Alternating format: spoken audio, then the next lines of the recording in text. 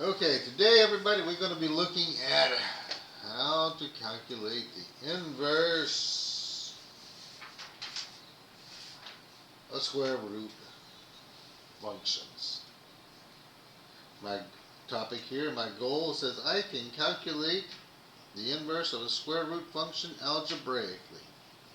So as we follow these nice little steps here, we can get these things knocked out. It says the steps to find the inverse of an equation. Step 1, replace f of x with y. Step 2, switch our x and y in our equation. Step 3, solve for y. Get the y all by itself. And then step 4, replace the y with f of negative 1x. And that will be our inverse. Here we're going to only consider the positive domains for each. So in doing so, for my first one, step 1, replace f of x with y. So y equals the square root of x minus 1. Whoa, got two minuses. X minus 1. There we go. I now need to switch my x and y. So I now have x equals the square root of y minus 1. Now that I have them where they have switched places, I need to solve for y. In order to solve for the y, I need to get rid of my radical first. To get rid of my radical, I'm going to take my equation here and square both sides. So square the right side, that eliminates the radical. Square the left side. Because what you do to one side, you have to do the same thing to the other. You got to keep them balanced at all times. So I now have x squared is equal to y minus 1. Y is still not by itself. I got to get that 1 over to the left. To the left, to the left. We got to move it to the left, to the left. So I got x squared plus 1 is equal to y. And then the last step says replace that y back with our inverse function of f is going to be x squared plus 1. And we have just found our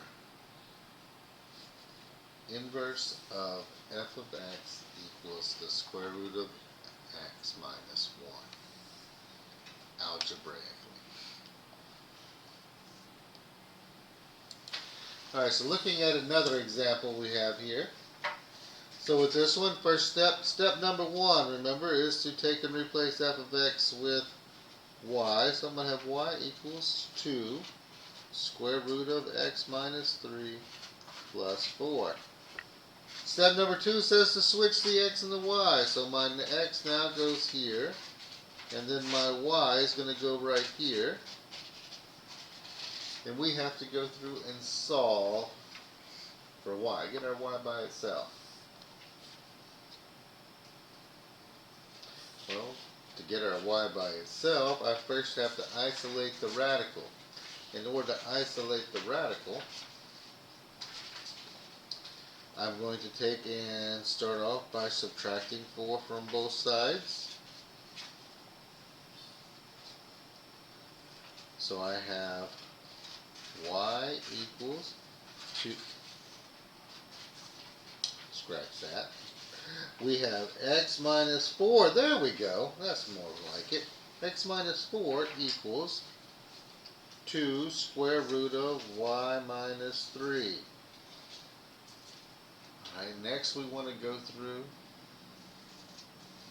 and get rid of the 2 on the outside. So I'm going to multiply both sides of my equation by 1/2.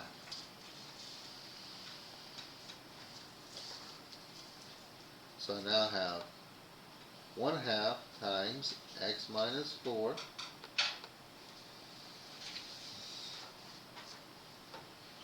equals the square root of y minus 3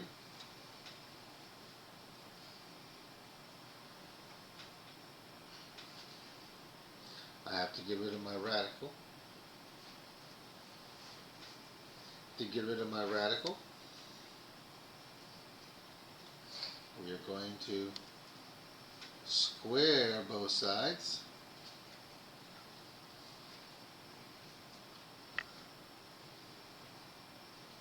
I'm going to go ahead and distribute this bad boy into here. Just like that, and go bad boys, bad boys.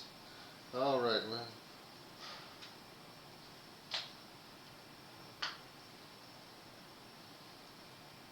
So we're going to have x over 2 minus 2 squared like this equals y minus 3. Add 3 over, so plus 3 plus 3. I can't put these together with this because this parentheses have these locked down. So I have x over 2 minus 2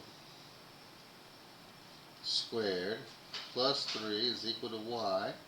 So if I go ahead and put my inverse function of x is equal to x over 2 minus 2 squared plus 3. And then you can stick a fork in that bad boy. He is done. Find our inverse functions. We switch the x and y, solve for y. Go through, simplify everything out nice and neat and pretty.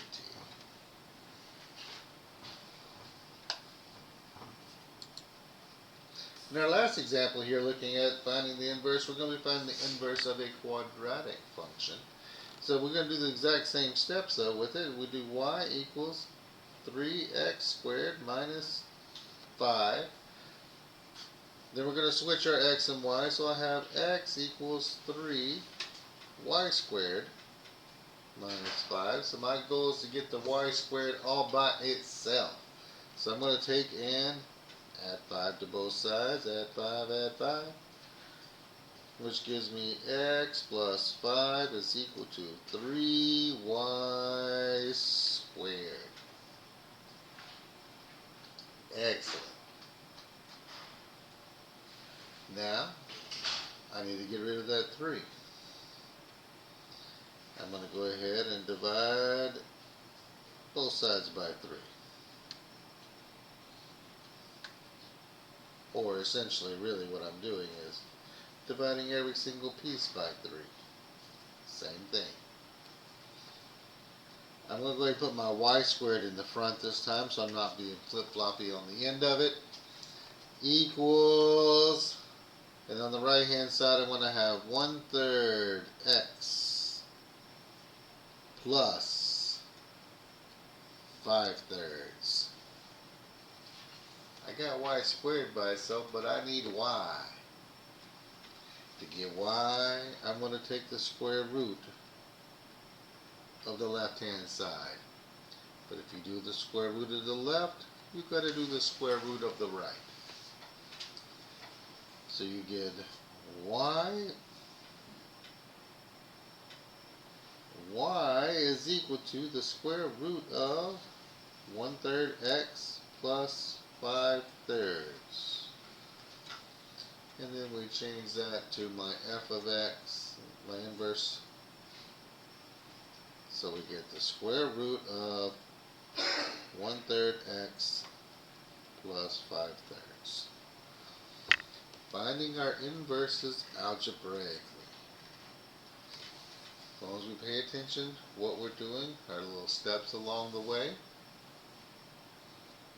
which are highlighted in our little box up here at the top, right here. These 4 steps, take them one piece at a time, just like we're eating an elephant, and it'll get us through no matter what type of equation we have. Enjoy.